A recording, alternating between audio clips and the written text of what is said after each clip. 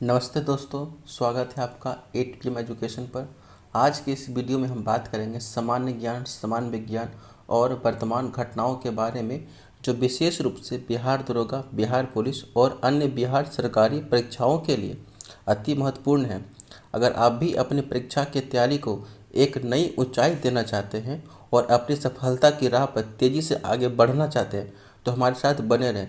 अगर आपने इस चैनल को सब्सक्राइब नहीं किया तो कृपया पहले सब्सक्राइब कर लें, बेल आइकन जरूर दबाएं ताकि आपको जो है हमारे वीडियो का नोटिफिकेशन सबसे पहले प्राप्त हो। बिना किसी देर करते हुए चलिए आज का सेशन का पहला क्वेश्चन स्टार्ट करते हैं। आज का पहला क्वेश्चन है कि भारत में आक्रमण के दौरान कौन सा विद्वान महमूद गजनी के साथ था। यानी कि भारत में जब आक्रमण हुआ था तो उस समय कौन सा विद्वान जो है वो मोहम्मद गजनी के साथ था।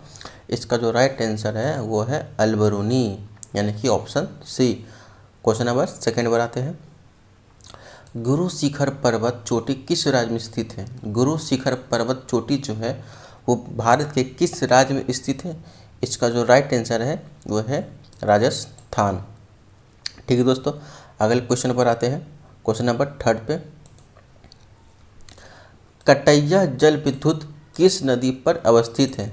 कटैया जल विद्युत जो है वह किस नदी पर अवस्थित है। इसका जो राइट आंसर हो जाएगा तो हो जाएगा आपका कोसी नदी।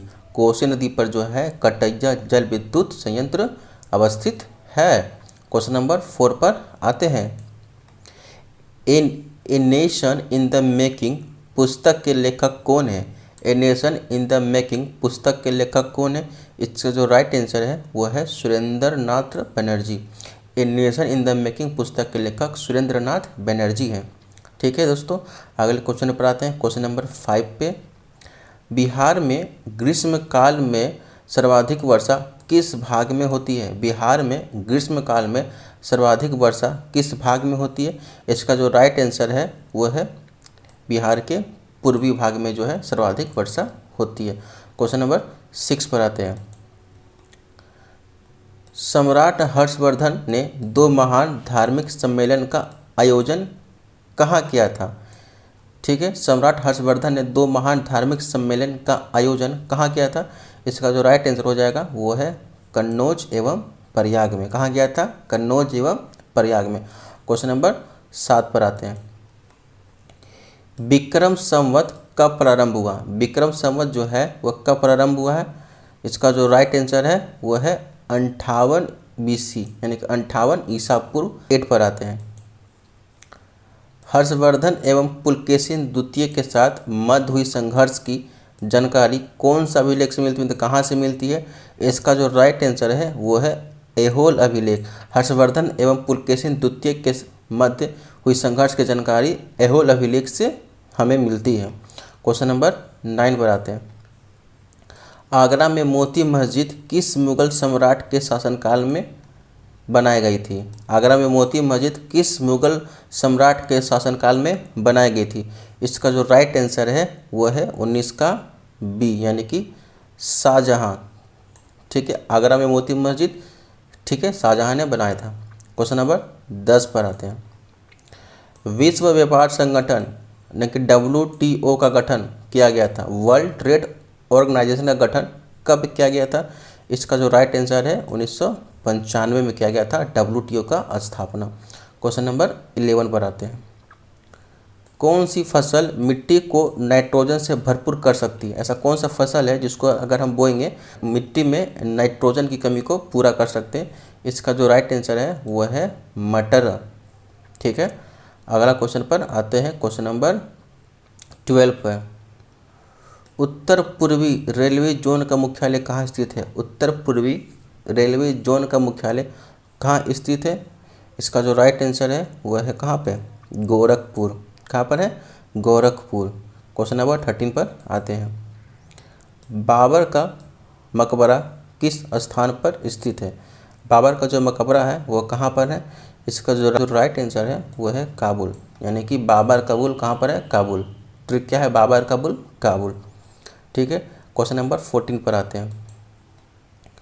रामकृष्ण परमहंस का मूल नाम क्या था। रामकृष्ण परमहंस का मूल नाम क्या था। इसका मूल नाम था गदाधर चट्टोपाध्याय। गदाधर चट्टोपाध्याय। रामकृष्ण परमहंस का मूल नाम गदाधर चट्टोपाध्याय। क्वेश्चन नंबर 15 पर आते हैं। द शेर कथा नामक क्रांतिकारी पुस्तक के लेखक कौन है? द शेर कथा नामक क्रांतिकारी पुस्तक के लेखक कौन है? इसका जो राइट आंसर है वो है सखाराम गणेश देउस्कर। सखाराम गणेश देउस्कर। क्वेश्चन नंबर 16 पर आते हैं। सुब्रतो कप, ठीक है, स्पोर्ट्स से रिलेटेड है। सुब्रतो कप किस खेल से संबंधित है? सुब्रतो कप जो है वो किस खेल से संबंधित है? इसका राइट आंसर हो जाएगा football. Subroto cup football. Question number 17 पर आते हैं। निम्न में से कौन भारत की एंटी टैंक मिसाइल का नाम है? क्या है? नाग। भारत में एंटी टैंक मिसाइल का नाम क्या है? नाग है। क्वेश्चन नंबर 18 पर आते हैं। नोबेल पुरस्कार किस क्षेत्र में नहीं दिया जाता है? क्वेश्चन पूछ रहा है कि किस क्षेत्र में नहीं दिया जाता है, तो इसका जो राइट आंसर हो जाएगा वो संगीत के क्षेत्र में नहीं दिया जाता है। भौतिक के क्षेत्र में मिलता है नोबेल पुरस्कार, रसायन के क्षेत्र में मिलता है, अर्थशास्त्र का क्षेत्र में मिलता है, और भी 3 क्षेत्र हैं, लेकिन संगीत के क्षेत्र में नोबेल पुरस्कार नहीं मिलता है। ठीक है, अगले प्रश्न पर आते हैं। क्वेश्चन नंबर 19 पर आते हैं। कौन भारतीय क्रिकेट खिलाड़ी टेस्ट क्रिकेट में 13 शतक लगाने वाले पहले खिलाड़ी थे? ठीक है, इसका जो राइट आंसर है विश्व पर्यावरण दिवस कब मनाया जाता है? विश्व पर्यावरण दिवस मनाया जाता है आपका 5 जून को। अगर दोस्तों अभी तक मेरे वीडियो को लाइक नहीं किया, चैनल को सब्सक्राइब नहीं किया, तो सबसे पहले हमारे वीडियो को लाइक करें, चैनल को सब्सक्राइब करें और अपने दोस्तों के साथ शेयर करें, ताकि इस वीडियो का लाभ आपके सारे दोस्त भी उठा सके।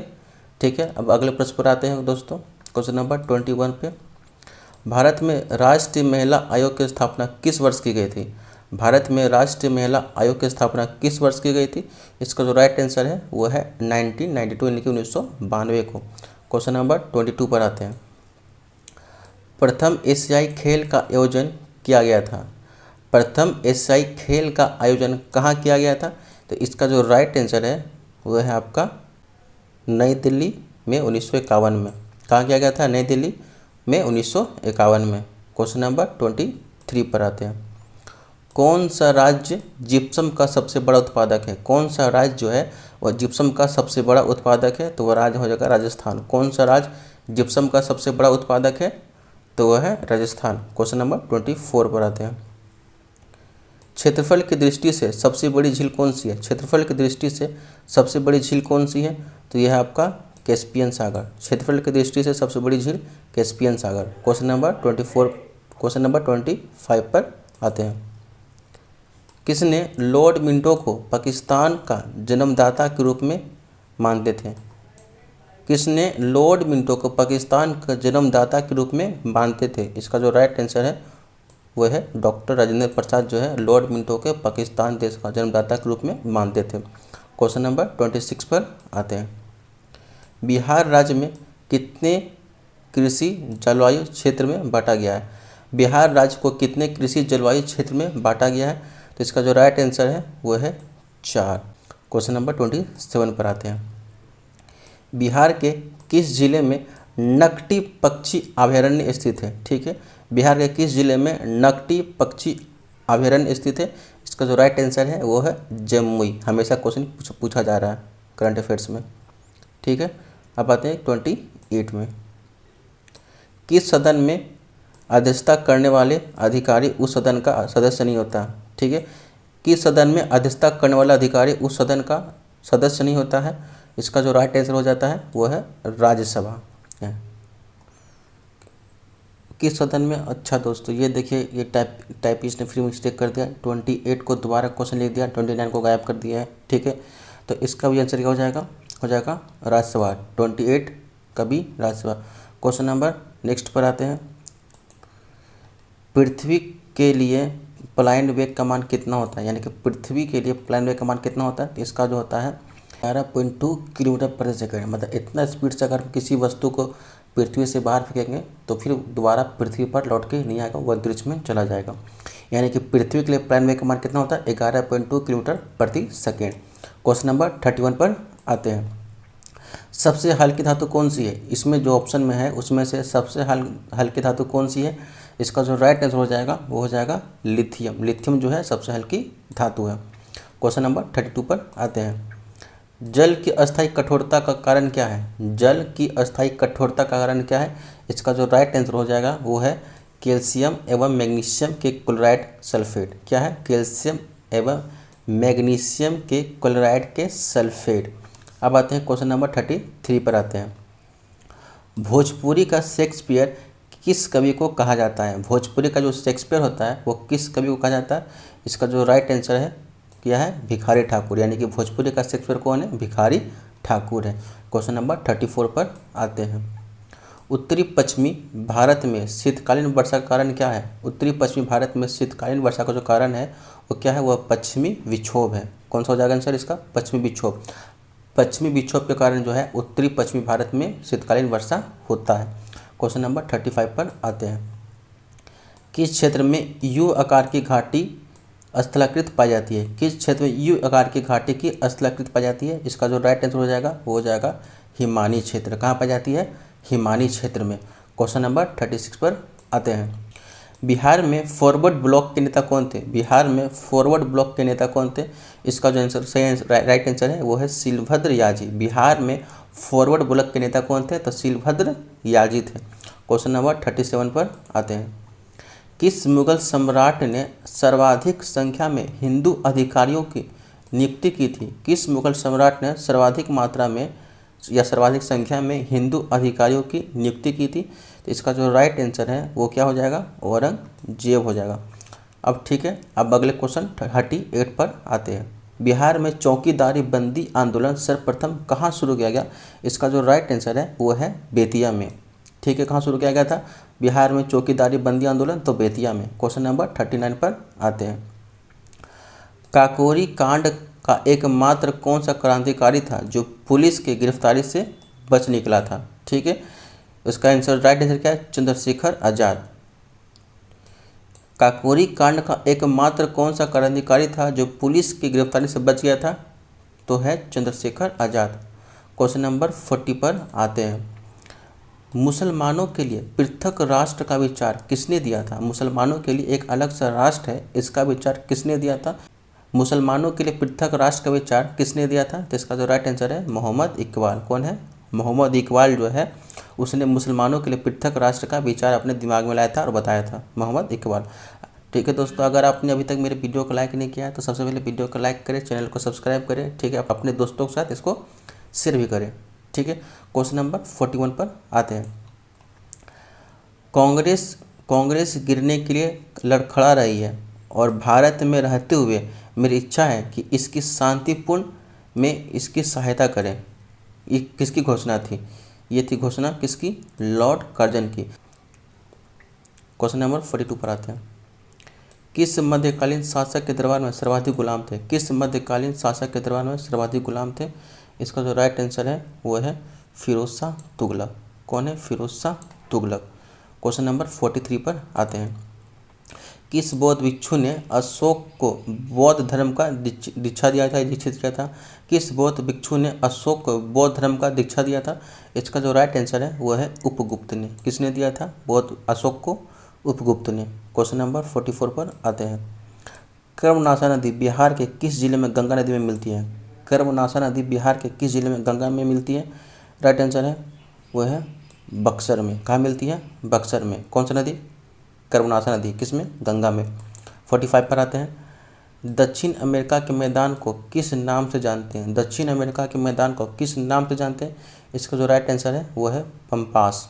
ठीक है, वहाँ के जो घास का मैदान है उसको क्या बोलते हैं? पम्पास बोलते हैं। दक्षिण अमेरिका घास के मैदान को पम्पास बोलते हैं। क्वेश्चन नंबर 46 पर आते हैं। भारत में तिलहन का सबसे बड़ा उत्पादक राज्य कौन सा है? भारत में तिलहन का सबसे बड़ा उत्पादक राज्य कौन सा है? इसका जो राइट आंसर है वो है राजस्थान। Option number C. कौन सा है? राजस्थान। क्वेश्चन नंबर 47 पर आते हैं। अफवाह क्षेत्र में दृष्टि से विश्व की सबसे लंबी नदी कौन सी है? अफवाह क्षेत्र की दृष्टि से विश्व की सबसे लंबी नदी कौन सी है? इसका जो राइट आंसर है वो है अमेजन नदी। कौन सी नदी है? अमेजन नदी। ठीक है, दुनिया की सबसे चौड़ी नदी अमेजन नदी है। दुनिया की सबसे लंबी नदी तो नील नदी। अब आते हैं क्वेश्चन 48 में। पालघाट दर्रा केरल राज्य को जोड़ती है।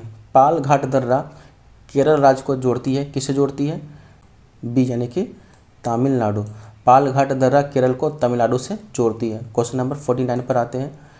बिहार के कौन सा जिला नहर द्वारा सर्वाधिक सिंचित होता है? बिहार का ऐसा कौन सा जिला है जिसमें सर्वाधिक सिंचाई नहर के द्वारा होता है? इसका जो राइट आंसर हो जाएगा आपका रोहतास, यानी कि ऑप्शन डी। 49 पर आ गए। इसके बाद लास्ट क्वेश्चन है, उसके बाद ये मेरा सेशन समाप्त होने वाला है दोस्तों। क्वेश्चन नंबर 50 पर आते हैं। राष्ट्रपति का पद रिक्त है तो कितनी अवधि में भर जाना आवश्यक होता है? इसका जो राइट आंसर हो जाएगा वो है 6 महीने के भीतर राष्ट्रपति को पद को भरना अनिवार्य होता है। ठीक है, इस क्वेश्चन के साथ मेरा आज का सेशन समाप्त हुआ है। अगर आपको मेरा वीडियो ज़रा सा भी अच्छा लगे तो कृपया करके मेरे वीडियो पर लाइक करें, कमेंट करें, शेयर करें। ठीक है, और 8 कम्युनिकेशन को सब्सक्राइब करें ताकि आगे भी इस तरह का वीडियो आपको मिलता रहे। ठीक है दोस्तों, धन्यवाद।